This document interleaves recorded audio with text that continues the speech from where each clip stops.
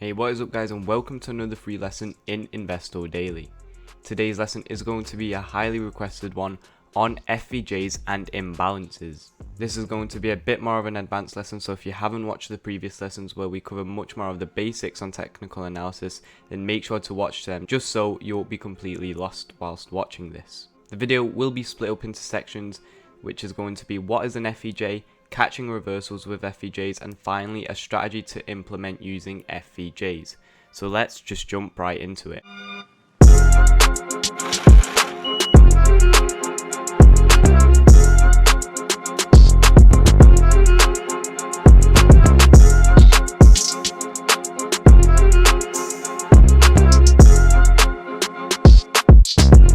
So let's get started with the very first question. What is an FVG? A fair value gap, which is an FVG, is where price inefficiencies occur.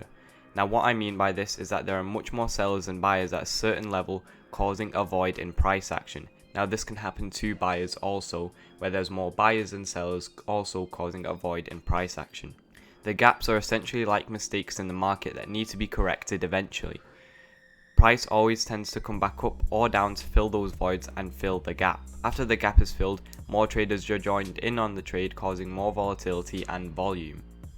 If you ever see a large sell-off in the market or a huge bullish impulse, make sure to try and find an FVG in the midst of it, as it can set you up for a potential entry when the trade starts to reverse.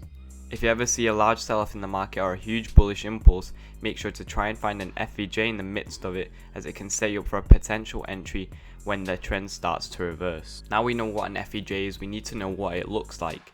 So here is exactly what an FVG looks like.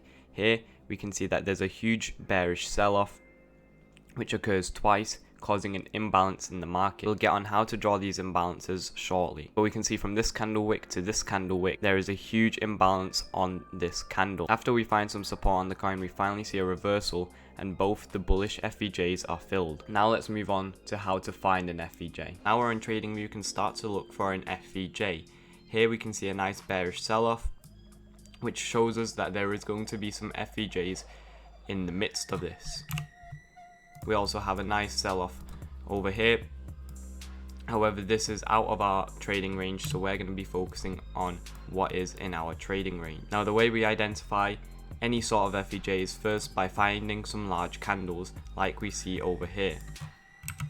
Then we start by drawing from the bottom of the candle wick all the way to the top of the next candle. So here we can see we have one small FVG. Here we can see we have a larger FVG. And here I just missed one, but we can also see we have kind of a regular sized FVG. Now the one that's going to cause the most impulse is going to be this large one, which you can see we're started to fill right here. Now if you're unable to kind of search for these FVGs just by looking for them, there is a little cheat code for you. You can go up to indicators, search FVG, and it will come up with this first indicator, which will allow you to basically get all of these FVGs already mapped out in the trade. Now let's move on to how we can catch reversals at any sort of trades with FVGs.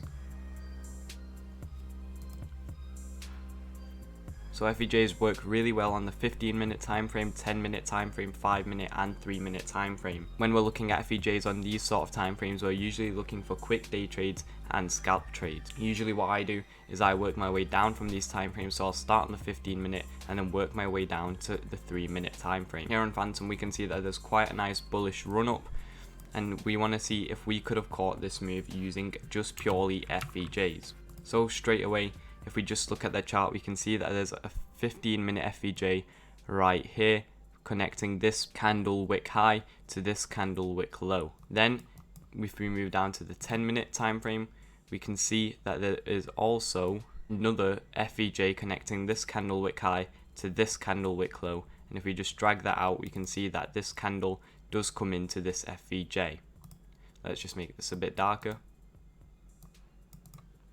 Then if we move on to the 5-minute time frame, we can see that there's another FVG just from this candle wick high to this candle wick low over here.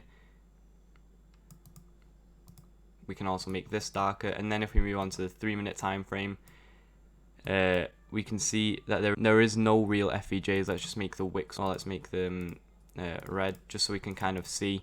So there is no real FVJs here of any significance. Then we go back onto the 15-minute and we can see if we could have caught a potential entry. So we can see this wick does come into the FVJ, and that is where we should have been really looking for entries. Now the way we can kind of set up entries just so we don't miss a 50% FVJ fill is by setting up multiple orders. So here, let's up our long position. So we could have had an order right on, the top of this first FVJ.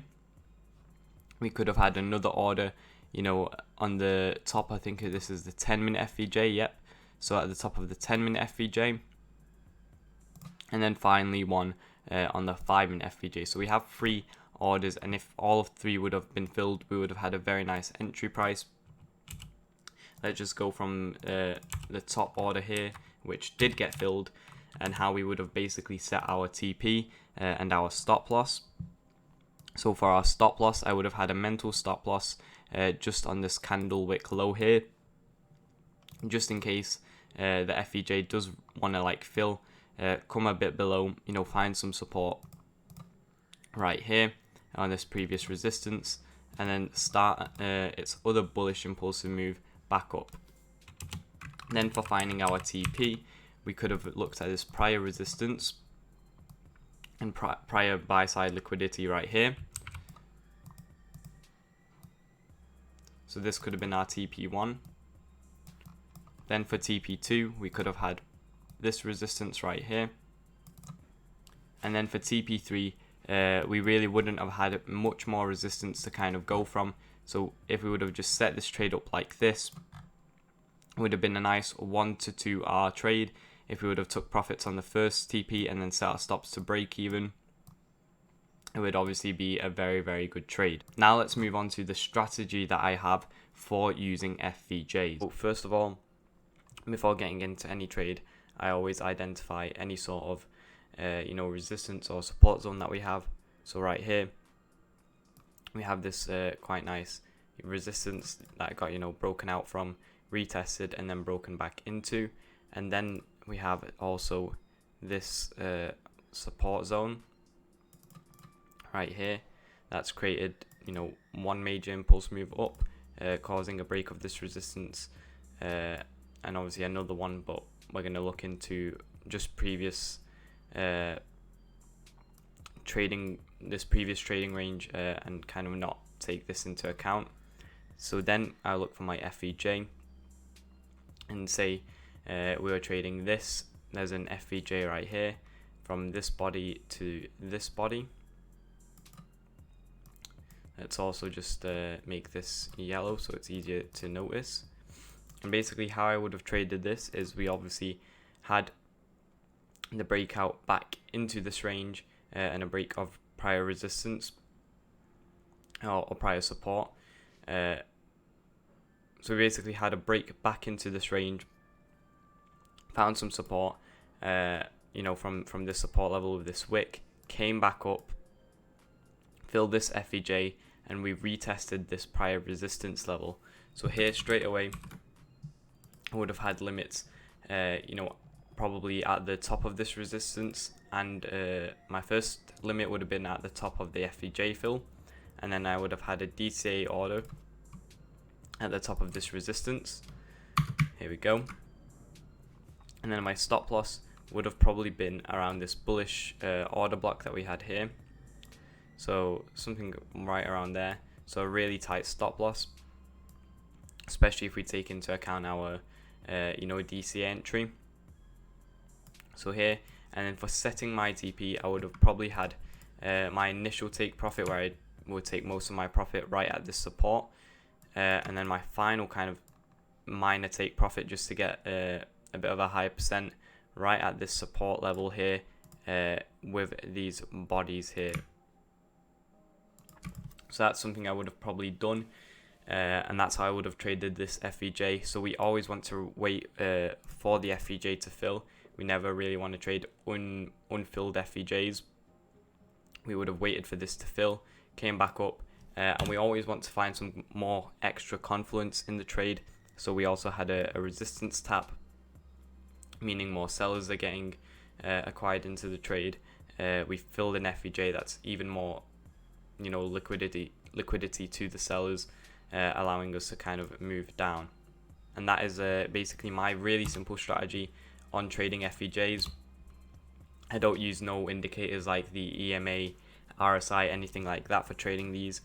Just simply pure supply, demand, support, resistance, and FVJs. So yeah, guys, if you did enjoy this quick lesson on FVJs and imbalances, make sure to leave a like. If it did help you, make sure to also comment down below.